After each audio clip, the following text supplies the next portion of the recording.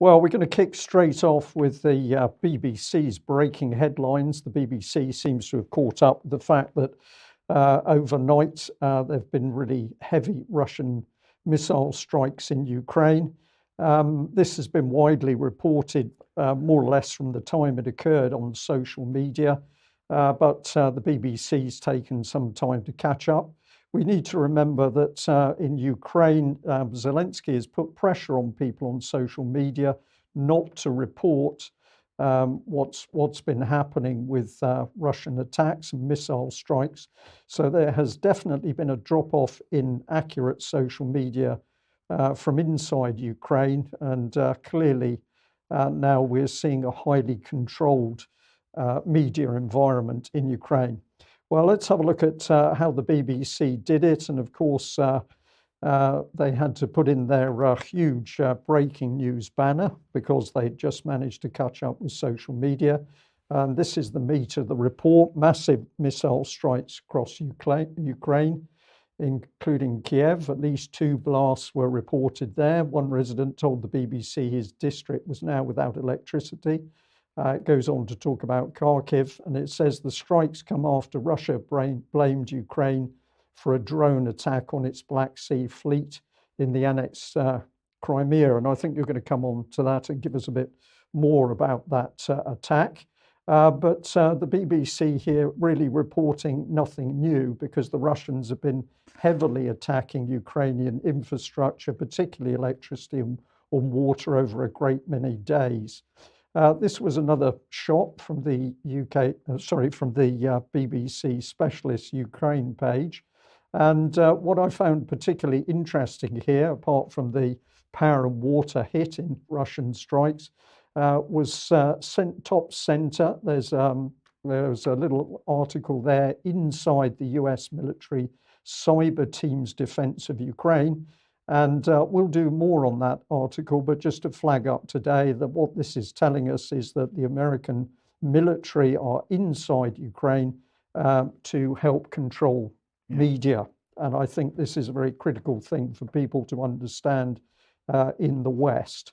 So if we actually have a look at how social media reported things, this is a Ukraine map showing where air raid warnings were posted. And this is across the whole of the Ukraine area.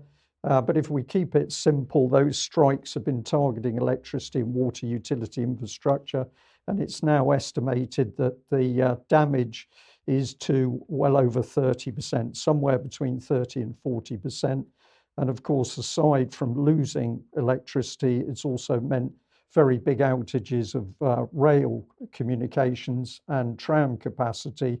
And we understand that diesel engines have been brought in to cover some of the areas where electric trains can no longer function. But also communications are down, and that includes the internet. And we just want to add to that image, if we can pop it back, that we need to remember here that the BBC has been falsely claiming for several months now that the Russians had run out of missiles and weapons. So no sign of that in reality, more false reporting from the BBC. And not sure whether this one will play, but a little video showing the sorts of missile launches that the Russians were able to conduct at the moment. And it's quite clear that any reports that the Russians have run out of ammunition is completely wrong. So the situation across the front is largely that it's either static or the Russians are attacking vigorously in areas of key interest. I've taken just a few screenshots from the YouTube site Defense Politics Asia. Very clear reports. People might like to go and look at this for themselves. But what we're really seeing is an indication of attacks taking place from the Ukrainian side at a number of points along the front without any substantial progress. It doesn't matter where we go in Ukraine at the moment. The only progress that is being made is by Russian forces. Up in the north of the country, it's the same situation. There have been localized Ukrainian attacks with very heavy losses without any significant progress. And we'll just show you this very short clip an analysis from Defence Politics Asia, which really sums up how the Russians are dealing with things at the moment. Let's look at this clip. Hello everyone, this is Defense Politics Asia, and this is a quick update over here at the Donetsk front. Particularly, we are talking about the Voleda region and the Pelivka settlement. So at this Voleda region, the Russian forces have launched a major assault against Voleda, and the attack is preceded with a major artillery strike, and then the drones were then suicide drones were then launched to attack Ukrainian surface-to-air missile vehicles like the Buk M1, and they were taken out on the western side of Voleda. The Russian forces attacked the eastern side of Voleda, and they are currently have fire control over this road here, which is an important resupply and communication route for the Ukrainians to Voleda, as well as it stretches all the way to Pelivka. The Voleda is a very important location because it actually acts like a fortress, because it have high-rise buildings in a very low-lying region. So basically everything here is just super flat, and Voleda is actually a settlement of high-rise building built on top of a really small hill, and as a result they have a very good site and strategic position across this entire region. So if viewers would like to see that full report, go to Defence Politics Asia on YouTube and you can follow it through. But of course, one of the things he's talking about is very heavy artillery attacks by the Russians. So again, more evidence that to talk about the Russians running out of ammunition is nonsense.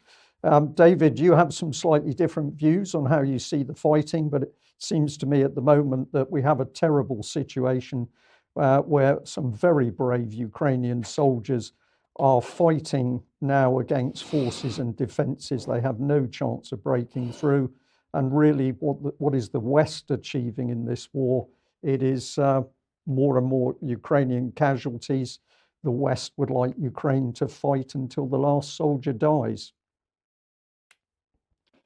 Well, the view we've had from the outset has been that that the plan to have NATO expansion into Ukraine was only going to end up one way, with the Ukrainians finding their country wrecked, and that's what's clearly happening. As far as the war is concerned, I mean, we had three phases. We had the initial kind of charge in with the Russians, hoping, I think, that the Ukrainian regime would simply fold. That didn't happen. There was then a relatively rapid advance in the south and east, resisted with some desperation by the Ukrainians, quite heavy losses, but eventually stopped. And then there was a shift when the Ukrainians were able to launch their own offensives and take back sizable amounts of territory. This was the effect of the Western support and training and munitions. And this prompted a change in the Russian approach and a mobilization of 300,000 men. And that meant we were going into the fourth phase. And I think we're now starting to see that. So there's been a shift, that the offensives are now more Russian than Ukrainian, and the point of balance may have tipped in favour of the Russians once again, with all of these additional resources that they have assembled and put into action. Some 300,000 men were mobilised. This is more than doubling the Russian troop numbers in the area, so this is going to have a very significant effect. Against that background, where is the political effort for ceasefire, for negotiations, for some sort of peaceful settlement? It's nowhere. There is no political intervention here. There is no political idea at all. And how does this work out? Well, I can't see it working out well for the Ukrainians.